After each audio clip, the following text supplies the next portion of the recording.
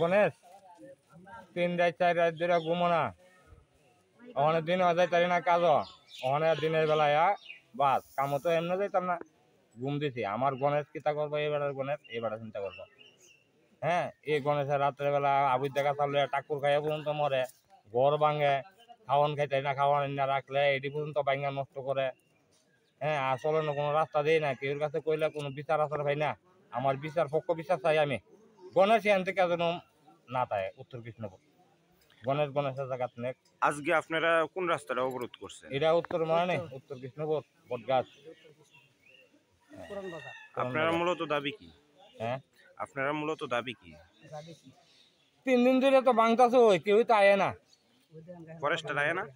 Forest কিতা করবো, এরা ভাঙুক ভাঙুক, এরা কি পারবো এটা পাশে দেখবো।